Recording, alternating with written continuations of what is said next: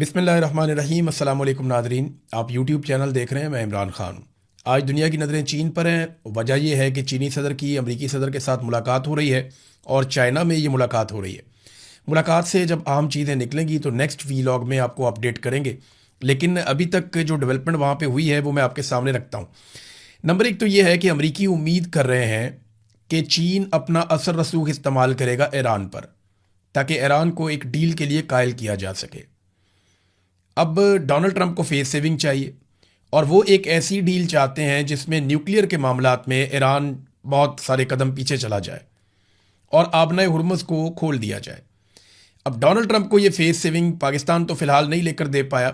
उसकी वजह यह है कि पाकिस्तान जो है वो अपनी सालसी में डोनाल्ड ट्रंप के साथ कोई सख्त बात कर नहीं सकता, और डोनाल्ड ट्रंप ईरान से जो मांगते हैं वो मैदान जंग में नहीं ले पाए जो वो टेबल पे मांग रहे हैं, तो वो एक मैक्सिमस पोजीशन पे है।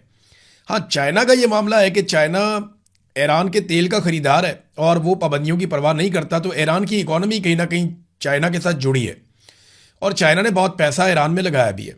जैसा कि चाबहार बंदरगाह है, वहाँ पे पैसा लगाया। जो पाकिस्तान से सी पैक गुजरा है, एक्चुअली ये बेल्ट एंड रोड इनिशिएटिव है चाइना का, और इस सिलसिले में चाइना ने जहाँ पे बहुत सारे ममालिक में पैसा लगाया, वहाँ पे चाइना ने अपना पैसा ईरान में भी लगाया। लिहाजा उनके स्टेक्स हैं और चाइना ईरान को वो बातें मनवा सकता है जो बातें अमेरिका या पाकिस्तान नहीं मनवा सकते। लेकिन कुछ चीज़ें ऐसी हैं जिनके ऊपर ईरान कंप्रोमाइज़ नहीं करेगा, और मुझे नहीं लगता कि चाइना उन चीज़ों के लिए ज़्यादा दबाव डालेगा।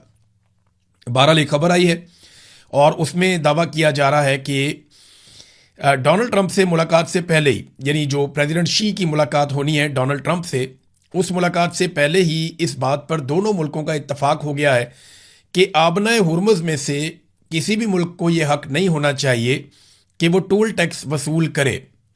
अब ये दावा किया जा रहा है अमेरिकी मीडिया में, और ये दावा किया जा रहा है इस हवाले से कि डोनाल्ड ट्रंप और प्रेसिडेंट शी की मुलाकात से पहले वज़ीर ख़ारजा की मुलाकात हुई है, जिसमें मार्को रूबियो अमेरिका की तरफ से थे और वांग जी चाइना की तरफ से थे। तो ये बड़ी एक अहम मुलाकात हुई है और इसकी एक बड़ी खबर ये बताई जा रही है। बहरहाल ये तो जब डेवलपमेंट्स होंगी, अगली खबरें आएंगी, तभी पता चलेगा कि क्या होता है। अब अमेरिका और चीन में जो असल जंग है वो तिजारत की जंग है, वो वसाइल की जंग है कि कौन कितने ज़्यादा वसाइल पे कंट्रोल करता है।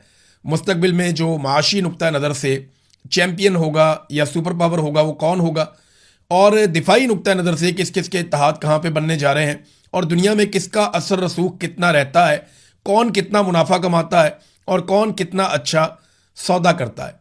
लेकिन चाइना को ना एक बात का बड़ा फ़ायदा है, ये चाइना ने भी किया, जापान ने भी किया और कई और ममालिक भी करते हैं।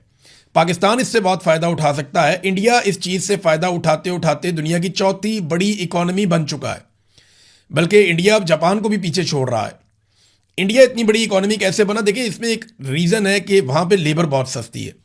पाकिस्तान में भी लेबर बहुत सस्ती है, तो जहाँ पे आपको सस्ती लेबर मिल जाए वहाँ पे आप प्रोडक्शन करके पूरी दुनिया को आप माल दे सकते हैं।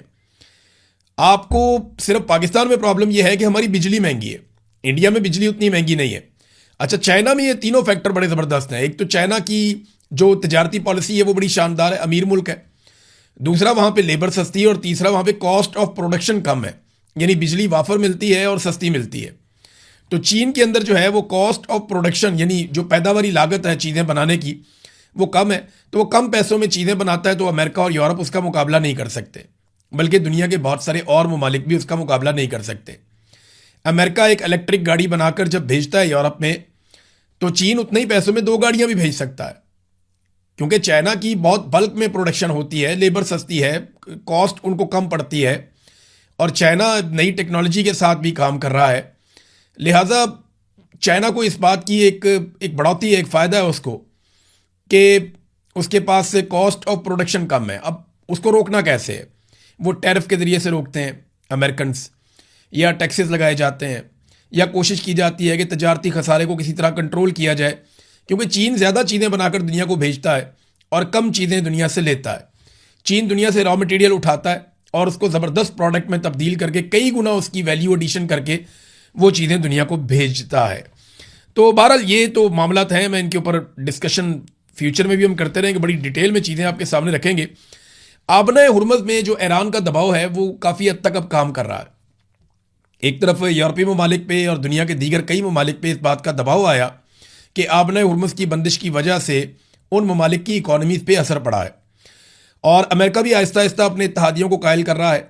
जो लेटेस्ट एक खबर आई है कि इटली और बरतानिया को कुछ हद तक अमेरिका ने कायल किया है, वो अपने बहरी जहाज़ों को आबना हुर्मुज़ की जानिब भेज रहे हैं, लेकिन किसी भी मुल्क ने अभी तक ईरान के साथ जंग लड़ने की हामी नहीं भरी।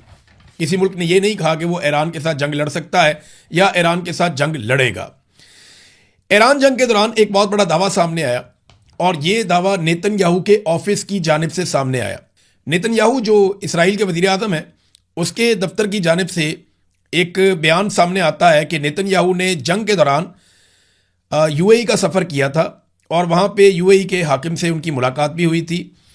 यूएई ने इसकी तस्दीक नहीं की बल्कि इसकी तरदीद कर दी है, जबकि इसराइली मीडिया और अमेरिकन मीडिया ये दावा कर रहे हैं कि यूएई में नेतन्याहू ने दौरा किया और ये 26 या 27 तारीख का दौरा है, और बाकायदा इसके अंदर जो फ़िज़ाई सफ़र है उसकी तफसीलात भी बताई जा रही हैं कि नेतन्याहू पहुंचा यूएई में और उसने जंग के दौरान यूएई का दौरा किया और वहाँ हुकाम से मुलाकातें की। इसके ऊपर ना ईरान का एक स्टेटमेंट आया। ईरान का ये कहना है कि हम तो पहले ये चीज़ें जानते थे और हम पहले से ये बातें कह रहे थे। अब इराक़ची इस पर क्या कह रहे हैं, ज़रा आप ये देखिए। बीबीसी ने इसको छापा, उन्होंने कहा जी, अजीम ईरानी कौम के साथ दुश्मनी एक अहमकाना जुआ और इसराइल के साथ गठजोड़ नाकाबिले माफ़ी है, ये अब्बास इराक़ची ने कहा है। और ईरान के वज़ीर ख़ारजा अब्बास इराक़ची ने इसराइली वज़ीर आज़म बेंजामिन नेतन्याहू के मुत्तहदा अरब अमारात के दौरे के हवाले से जो खबर है उस पर रद्द-ए-अमल देते हुए कहा कि नेतन्याहू ने अब खुलकर इस बात का इंकशाफ कर दिया है जिससे ईरान के सिक्योरिटी इदारे काफ़ी अरसा पहले ही क़यादत को आगाह कर चुके थे। इराक़ची ने सख्त लहजे में अपने स्टेटमेंट में कहा कि अजीम ईरानी कौम के साथ दुश्मनी एक अहमकाना जुआ है और इस रस्ते में इसराइल के साथ ताउन और गठजोड़ नाकाबिले माफ़ी है। उनके अपने बयान में मजीद कहना था कि जो अनासर इसराइल के साथ मिलकर तफरका फैलाने की कोशिश कर रहे हैं उन्हें जवाबदेह होना पड़ेगा, और मुत्तहदा अरब अमारात और खलीजी ममालिक के लिए एक वाज़ेह पैगाम समझा जा रहा है उनका ये स्टेटमेंट। बहरहाल यूएई ने कहा जी कि ऐसा कुछ नहीं हुआ, कोई मुलाकात नहीं हुई और कोई दौरा नहीं हुआ, लेकिन क्योंकि अब इसराइली वज़ीर आज़म के ऑफिस ने ये बात कर दी है और साथ साथ इसकी तस्दीक जो है वो अब ईरान भी कर रहा है कि हमें भी इस बात का पता था, तो यूएई की एक तरदीद है। अब देखते हैं कि ये मामला किस तरफ जाता है। बहरहाल यूएई ने एक और काम किया है, ये ज़रा तस्वीर आप देखें। यूएई ने ये जंगले लगा दिए हैं अपनी ऑयल तनसीबात के आसपास, जो उनकी कीमती जगह है जहाँ पे अटैक हो सकता है ड्रोन का। तो ईरानी ड्रोन से बचने के लिए या छोटे ड्रोन्स के हमलों से बचने के लिए यूएई ने क्या किया कि वो ये जंगले लगा रहा है, जैसे बारबेक्यू वाले जंगले नहीं होते, ये इस किस्म के जंगले लगा रहा है, जालियाँ लगा रहा है अपनी तनसीबात के इर्द गिर्द। अगर कोई छोटा मोटा ड्रोन आए या कोई ड्रोन आकर अटैक करता है तो वो डायरेक्टली आकर तनसीबात के ऊपर गिरने के वो इन जालियों के साथ आकर टकराए, और यहाँ पे जब धमाका हो जाएगा तो फिर कम नुकसान होगा उन तनसीबात का जिनके इर्द गिर्द ये जालियाँ लगाई जा रही हैं। तो ये इस किस्म की एक्टिविटीज़ अभी हो रही हैं यूएई में। इसका मतलब ये है कि यूएई को इस बात का आइडिया है कि दोबारा लड़ाई हो सकती है। इस बात का आइडिया सऊदी अरब को भी है, बाकी ममालिक को भी है, और अब ऐसी खबरें अमेरिकन मीडिया में और दीगर जगहों पे आना शुरू हो गई हैं जिनके मुताबिक ये दावा किया जा रहा है कि तकरीबन तमाम ही गल्फ़ ममालिक ने ईरान के ख़िलाफ़ इस लड़ाई में हिस्सा लिया, चाहे किसी ने ईरान की सरजमीन पे अटैक किया हो या ना किया हो। किसी ने ईरानी जो असासे हैं उन पे इराक़ में अटैक कर दिया, किसी ने कहीं अटैक कर दिया, किसी ने ईरान के अंदर ही अटैक कर दिया, किसी ने ईरान के जजीरों पे अटैक कर दिया। तो अब आहिस्ता आहिस्ता ये खबरें सामने आ रही हैं और ईरान के दावे दुरुस्त साबित हो रहे हैं कि खलीजी ममालिक से उनके ऊपर अटैक किए गए हैं। ईरानी वज़ीर ख़ारजा ने एक और बात की, मैंने आपको पिछले वीलॉग में बताया था कि 4 बंदे पकड़े हैं कुवैत ने। ये एक कश्ती में जा रहे थे, इन 4 बंदों को गिरफ्तार किया और ये बताया गया कि बू बयान के जजीरे में आने की कोशिश में इनको गिरफ्तार किया गया है। ये बंदे जो है पासदारान इनकलाब से इनका ताल्लुक है और ये कार्रवाइयाँ डालने के लिए कुवैत में आए थे। जबकि ईरानी वज़ीर ख़ारजा अब्बास इराक़ची ने एक स्टेटमेंट दिया कि कुवैती फ़ौज ने हमारी एक कश्ती को कब्ज़े में लेकर 4 ईरानियों को गिरफ्तार कर लिया, वो बेगुनाह हैं। ईरान ने कहा कि उन्हें फ़ौरन रिहा किया जाए वरना रद्द-ए-अमल की हमसे तवक्को रखें कि इस मामले में हम शदीद रद्द-ए-अमल देंगे। जी नाज़रीन, अब पाकिस्तान की खबरों की तरफ आते हैं। पाकिस्तान में तमग़े इम्तियाज़ बांटे गए हैं, सदारती अवार्ड दिए जाते हैं, तमग़े बांटे जाते हैं। इन तमग़ों की वो हालत कर दी है पाकिस्तान के मौजूदा रजीम ने, ऐसे ऐसे लोगों को तमग़े दे दिए हैं कि कोई भी इज़्ज़तदार आदमी आइंदा सोचेगा तमग़ा लेने से पहले, या कम से कम वो ये देखेगा कि इस तमग़े के साथ किया क्या गया है। यानी जिस किस्म के लोगों को ये तमगे दे दिए, कुछ अच्छे लोगों को भी दिए गए, ऐसा नहीं कि सारे बुरे लोग हैं, लेकिन ऐसे लोगों को तमगे दिए गए जिन्होंने ज़िंदगी में कोई कारनामा ही नहीं किया, कोई काम ही नहीं किया। यानी ऐसे ब्यूरोक्रेट्स को दिए गए जिन्होंने फॉर्म 47 जारी किए थे, ऐसे लोगों को दिए गए जिन्होंने अवाम के ऊपर जुल्म और तशद्दुद किया है, ऐसे सहाफ़ियों को तमगे दिए गए जिनकी कोई सहाफ़ती खिदमात नहीं है, बल्कि वो सिर्फ और सिर्फ PMLN का बयानिया जो है उसको उठाकर रखते हैं, या वो टाउट्स के तौर पे काम करते हैं। धड़ाधड़ इनके अंदर जो है तमगे बांटे गए हैं। एक तरफ तमगे बांटे जा रहे हैं, दूसरी तरफ मुल्क के वसाइल भी बांटे जा रहे हैं। आम आदमी के लिए इस मुल्क में कुछ नहीं है, लेकिन जो अशराफिया है उन्होंने अपने लिए क्या कुछ ले लिया। मोहम्मद उमैर एक जर्नलिस्ट हैं, उन्होंने बड़ा ज़बरदस्त एक डाटा जारी किया है। अब ज़रा आप सारे करीब करीब हो जाएं और इस डाटा को ज़रा गौर से सुने ताकि आपके 14 तबक रोशन हो और आपको पता चले कि पाकिस्तान की मौजूदा जो अशराफिया है, जिन्हें पाकिस्तान की मिलिट्री एस्टेब्लिशमेंट आसिम मुनीर साहब ने मुसल्लत किया है, उन्होंने पाकिस्तानियों के साथ क्या किया। ज़रा ये डाटा आप सुनिएगा। मैं सिर्फ आपको पंजाब की एक सूबे की मिसाल दे रहा हूँ जहाँ की वज़ीर आला कहती है मैं तनख्वाह नहीं लेती। तो ये आप ज़रा चेक करें वहाँ से डाटा। पंजाब में वज़रा, स्पीकर और मुशीरान की जो तनख्वाहें हैं उनके हवाले से ये डाटा मैं आपको दे रहा हूँ। पहले जो है एक रुकन पंजाब असम्बली की तनख्वाह होती थी 76,000 रुपए, अब वो तनख्वाह है 4 लाख रुपए। आप देख रहे हैं कितना इजाफा हुआ, 76,000 से 4 लाख तक पहुंचा दी, लगभग 5 गुना, 500% तक का इजाफा हुआ। पंजाब के सूबाई वजीर पहले 1 लाख रुपए लेते थे, अब 9,60,000 रुपए लेते हैं, 10 गुना इजाफा हो गया। स्पीकर पंजाब असम्बली पहले 1,25,000 रुपए लेते थे और अब 9,50,000 रुपए ले रहे हैं। डिप्टी स्पीकर की तनख्वाह पहले 1,20,000 रुपए थी और अब 7,75,000 रुपए है। पार्लिमानी सेक्रेटरी की तनख्वाह पहले 83,000 रुपए हुआ करती थी और अब 4,51,000 रुपए तक ये तनख्वाह पहुंच गई है। मुशीरों की तनख्वाह पहले 1 लाख रुपए होती थी, अब 6,65,000 रुपए तक एक मुशीर की तनख्वाह पहुंचा दी गई है। वजीर आला के स्पेशल असिस्टेंट की तनख्वाह पहले 1 लाख रुपए थी, अब 6,65,000 रुपए तक पहुंचा दी गई है। पंजाब हुकूमत ने मिनिस्टर्स, स्पीकर और डिप्टी स्पीकर का लीव अलाउंस तनख्वाह के बराबर करने का फैसला किया है। छुट्टी होने के बावजूद इनको पूरी तनख्वाह दी जाएगी और ये BBC पे भी, एक्सप्रेस न्यूज़ पे भी ये खबर छपी है। अब आप नाजरीन अंदाज़ा करें कि आम आदमी को इन्होंने क्या दिया। क्या जब से ये लोग आए तब से लेकर अब तक सरकारी मुलाजिम की तनख्वाह 100% भी बढ़ी है, या तो 500% से लेकर 1,000% तक इन्होंने, यानी 5 गुना से 10 गुना इन्होंने इजाफा कर दिया। तो एक आम आदमी जो है ना उसको आधा गुना भी नहीं मिला, यानी 50% भी बढ़ोतरी उसकी नहीं हुई। जो तनख्वाहें पिछले दौर में थी उसके साथ आप मवाजना करके देख लें, इन्होंने सारी रेवड़ियां आपस में बांटी हैं। आम आदमी के लिए ये पाकिस्तान छोड़ा ही नहीं इन्होंने, ये अशराफिया का पाकिस्तान बन गया है। वो दिन रात लूट मार कर रहे हैं। गरीब आदमी की तनख्वाह बढ़ानी होगी ना सरकारी मुलाजिम की, कहेंगे जी हम IMF से पूछ के बताएंगे, IMF हमें इजाजत देगा। गरीब को सब्सिडी या सहूलत देनी है जी, IMF से पूछेंगे। अपने जहाज ये जब मर्जी लेते हैं, गाड़ियां ये जब मर्जी लेते हैं, अयाशियां ये जब मर्जी करते हैं, बैरूनी दौरे जब मर्जी करते हैं, महंगे तरीन अल्ले तलल्ले खर्चे जब मर्जी करते हैं, अपनी तनख्वाहें जब मर्जी बढ़ा लेते हैं, इन्हें पूछने वाला कोई नहीं। अपने जजों को भी नवाज रहे हैं, अपने ब्यूरोक्रेट्स को भी नवाज रहे हैं और अपने सियासतदानों को भी नवाज रहे हैं।